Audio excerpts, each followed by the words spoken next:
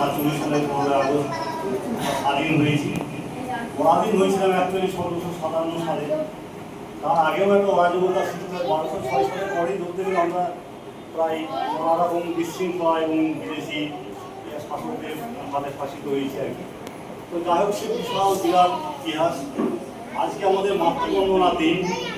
আমাদের আজকের দিনটি আমরা উদযাপন করার যে সুযোগ পেয়েছি, তাদের রক্তক্ষয়ী জীবন সংগ্রামের মধ্য দিয়ে সেই কিশোর ক্ষুদিরাম বোস, প্রফুল্ল চাকি, সুভাষচন্দ্র বোস, মহাত্মা গান্ধী, মাস্টার সেন, মাতঙ্গিনী হাজরা, প্রীতিলতা ওয়েদার, হাজার হাজার তরুণ মানুষের যে রক্তক্ষয়ী সংগ্রাম আত্মত্যাগের মধ্য দিয়ে আমরা এই দিনটাকে পেয়েছি, এই স্বাধীনতা লাভ করেছি।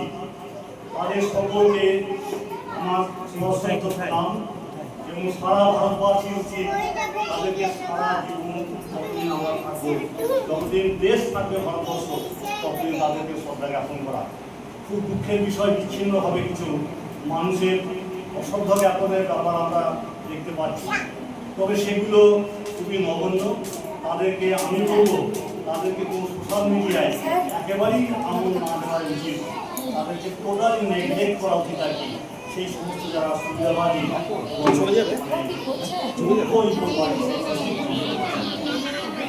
আজকে বাচ্চাদের ভালো অনুষ্ঠান আছে, আমি আমার বক্তব্য দীর্ঘায়িত করব না।